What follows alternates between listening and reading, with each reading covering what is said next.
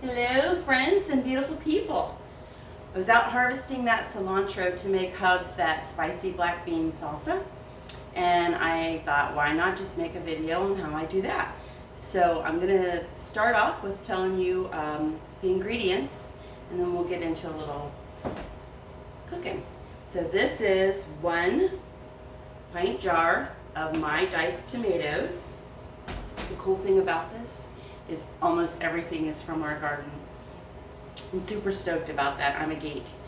And then I did some jalapenos. I had to do them out of a jar. They're not in season yet.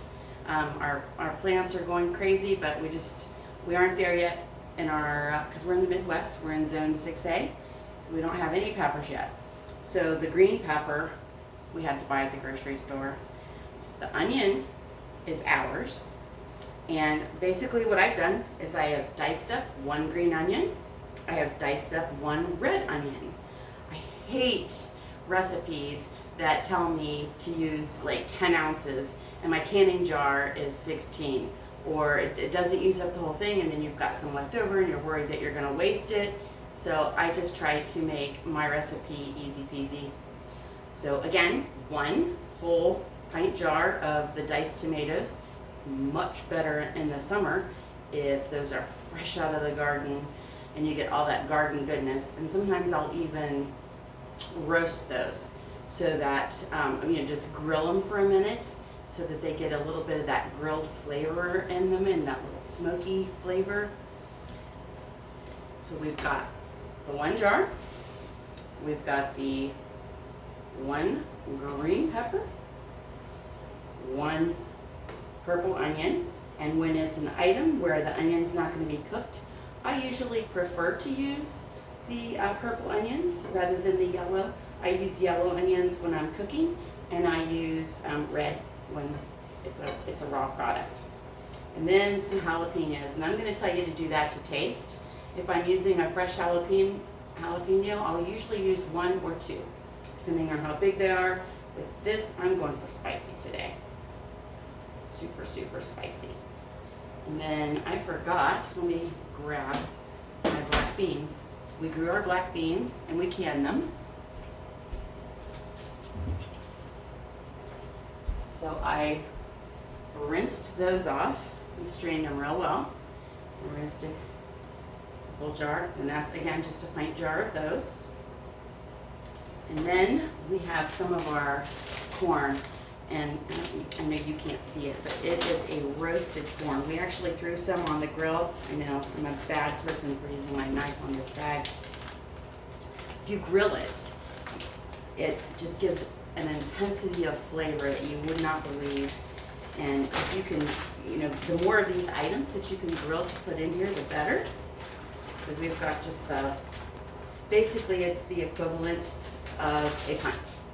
And what we try to do is we freeze our corn because we feel like it has more of the texture of fresh than if we were to can it. There's not a whole lot of items we freeze because we worry about the grid going down. And right now there are tens of thousands of people in our area without power. And now for the cilantro. And this is going to be another one of those things that's going to be to taste. And what I would say is, if your family, this has been washed, by the way, washed and drained. If your family loves cilantro, then I'm going to say the equivalent of about 1/3 of a cup. It's a real, it has a refreshing flavor to it, kind of like when you're doing something and you're adding citrus. And it just gives it that yumminess that you're looking for. And I don't, I'm not a big person who uses stems. Some people do, I do not. I'm a snob. And then when you're using your knife, you need to curl your fingers back so that you don't end up with fingers in your recipe, because usually those can make things a little gnarly. And you're just gonna come through here fingers back, and I'm not, if there's one thing I would like to learn learn to do better. It's my knife skills, but I do know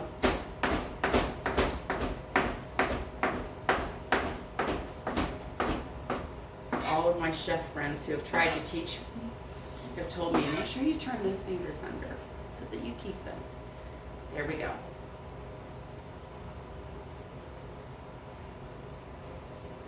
And now for the liquid. It's already got, I leave the liquid on my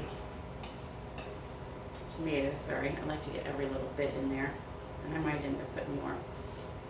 You can add salt and pepper to taste if that's something that you want to do. For the liquid, I'm just going to make a 1-to-1 ratio or a 2-to-1 ratio, depending on how much balsamic you like. But I'm going to use an olive oil.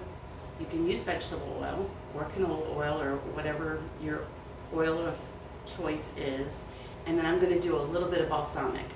Now for Hubs loves balsamic. So the balsamic vinegar, let's see here. Let me just go ahead and get this out. We're going to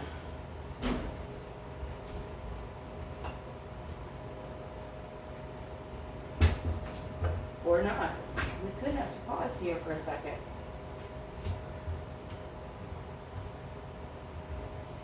No? Anyway, I'm going to do 2-to-1. Hubs likes 1-to-1. So I'm going to do, for this size, I'm going to use 2/3 cup of my olive oil and 1/3 cup of my balsamic vinegar, and I'm going to whisk it together. And then I'm also going to, into that, add some fresh garlic. That's another one of those items you're going to want to do to taste. For us, it's going to be the equivalent of about 4 cloves. For you, it's probably going to be 2. And then after I whisk that together, and the reason why I add the garlic then is because it holds that garlic and gets it more evenly stirred into the mixture. Because ideally you want to let this sit for an hour or 2 and kind of marinate before you serve it. But I've got a Hubs that's been working hard that wants it now. So we're just going to do what we're going to do. And that's it. We're going to take that oil and vinegar mixture. We're going to pour it in here. We're going to mix it all together, and then we're going to yell for the Hubs to come in and have his little snack. Thanks for watching. I know that I'm not very good at making these cooking videos, but until next time, be blessed and be a blessing.